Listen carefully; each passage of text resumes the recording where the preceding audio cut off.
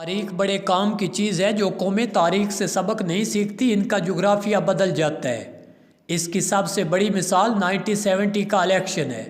7 دسمبر 1970 کو قومی اسمبلی کی 300 نشستوں کے لیے الیکشن ہوا۔ عوامی لیگ نے 167 اور پاکستان پیپلز پارٹی نے 86 نشستوں پر کامیابی حاصل کی۔ سینئر صحافی اور تجزیہ کار حامد میر کے مطابق اس بحث کا اب کوئی فائدہ نہیں کہ جو الیکشن 6 یا 7 نومبر 2023 کو ہونا تھا وہ 8 فروری 2024 کو کیوں ہوگا۔ آئین پاکستان کے مطابق قومی اسمبلی ختم ہونے کے 90 دن میں الیکشن کرانا تھا، لیکن افسوس کہ آئین پر عمل نہ ہو سکا۔ صدر مملکت نے بھی اپنی ذمہ داری ادا نہیں کی۔ الیکشن کمیشن آف پاکستان نے بھی ذمہ داری کا مظاہرہ نہیں کیا۔ سپریم کورٹ آف پاکستان نے صدر مملکت اور الیکشن کمیشن میں ڈیڈ لاک ختم کرایا۔ یوں 8 فروری 2024 کو الیکشن کرانے پر اتفاق ہو گیا۔ الیکشن کی تاریخ کا اعلان ایک مثبت پیش رفت تھی، لیکن اصل چیلنج یہ ہے کہ پاکستان میں الیکشن کے نام پر سلیکشن نہ ہو، بلکہ ایک فیئر اینڈ فری الیکشن کا انعقاد کرایا جائے۔ اگر 2024 میں ویسا ہی الیکشن ہوا جیسا 2018 میں کرایا گیا تھا تو پاکستان آگے نہیں پیچھے جائے گا۔ مجھ سے گزشتہ ہفتے اسلام آباد میں آکسفورڈ یونیورسٹی کے لٹریچر فیسٹیول میں بہت سے نوجوانوں نے یہ سوال پوچھا کہ 8 فروری کا الیکشن فیئر اینڈ فری ہوگا۔ میں اس سوال کا جواب دینے سے کتراتا رہا، لیکن جب نوجوانوں نے اصرار کیا تو مجھے یہ کہنا پڑا کہ پاکستان کی سیاسی تاریخ یہ بتاتی ہے 8 فروری کا الیکشن فری اینڈ فیئر نہیں ہوگا، لیکن اگر سپریم کورٹ چاہے تو اس الیکشن کو فری اینڈ فیئر بنانے میں اہم کردار ادا کر سکتی ہے۔ پہلے ذرا یہ بتا دوں کہ دھاندلی پاکستان کی ایک تاریخی حقیقت ہے۔ تاریخ بڑے کام کی چیز ہے۔ جو قومیں تاریخ سے سبق نہیں سیکھتی ان کا جغرافیہ بدل جاتا ہے۔ اس کی سب سے بڑی مثال 1970 کا الیکشن ہے۔ 7 دسمبر 1970 کو قومی اسمبلی کی 300 نشستوں کے لیے الیکشن ہوا۔ عوامی لیگ نے 167 اور پاکستان پیپلز پارٹی نے 86 نشستیں حاصل کی۔ جنرل یحییٰ خان کی فوجی حکومت نے اکثریتی جماعت کو اقتدار منتقل کرنے کی بجائے اس کے خلاف فوجی آپریشن کر دیا۔ یوں بھارت کو پاکستان کے خلاف سازش کرنے کا موقع مل گیا۔ عوامی لیگ کے نوجوانوں نے مکتی بانی کے نام سے ایک عسکری تنظیم بنائی اور بھارتی فوج کے ساتھ مل کر ریاست کے خلاف جنگ شروع کر دی، جس کا نتیجہ بنگلہ دیش کی صورت میں سامنے آیا۔ پاکستان کا جغرافیہ بدل گیا، لیکن ہم نے تاریخ سے سبق نہ سیکھنے کی ٹھان رکھی تھی۔ 1977 کے الیکشن میں ایک دفعہ پھر دھاندلی کے خلاف شور مچا۔ ذوالفقار علی بھٹو کی حکومت کے خلاف تحریک چلا دی گئی۔ اس تحریک کا نتیجہ جنرل ضیاء الحق کے مارشل لاء کی صورت میں نکلا۔ جنرل ضیاء نے مارشل لاء نافذ کرنے کے 8 سال بعد 1985 میں غیر جماعتی انتخابات کرائے، جن کے نتیجے میں محمد خان جنیجو وزیر اعظم اور نواز شریف وزیر اعلیٰ پنجاب بنے۔ 1988 میں جنرل ضیاء الحق نے جنیجو کو برطرف کر دیا کیونکہ وزیر اعظم نے صدر کے ایک مالی کی مدت ملازمت میں توسیع کرنے سے انکار کر دیا۔ جنیجو کو برطرف کرنے کے کچھ عرصے بعد جنرل ضیاء ایک فضائی حادثے کا شکار ہو گئے، جس کے بعد 1988 کے انتخابات ہوئے۔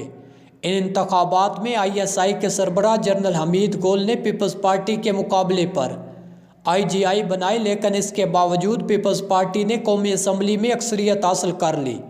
پنجاب میں IGI کو اکثریت دلوائی گئی اور نواز شریف وزیر اعلیٰ بن گئے۔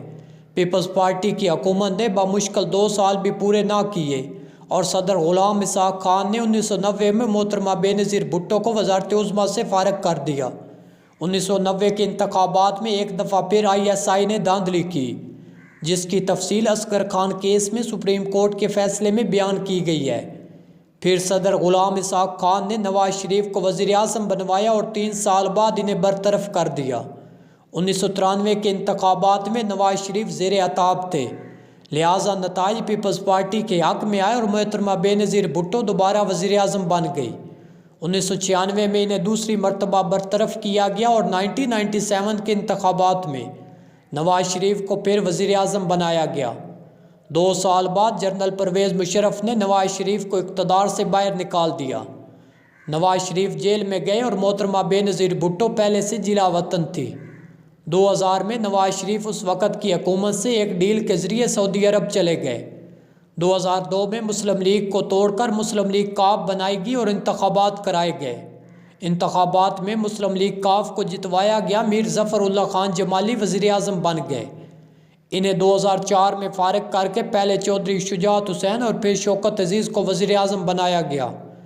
2008 کے انتخابات میں مشرف نے مسلم لیگ کاف کو ہروا دیا کیونکہ وہ پیپلز پارٹی کے ساتھ مل کر حکومت بنانا چاہتے تھے، لیکن پیپلز پارٹی نے الیکشن کے بعد مسلم لیگ کے ساتھ مل کر مشرف کی چھٹی کرا دی۔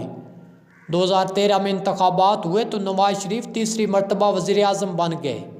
عمران خان نے ان پر دھاندلی کا الزام لگایا اور ISI کے سربراہ جنرل ظہیر الاسلام کی ملی بھگت سے نواز شریف کے خلاف دھرنا دیا۔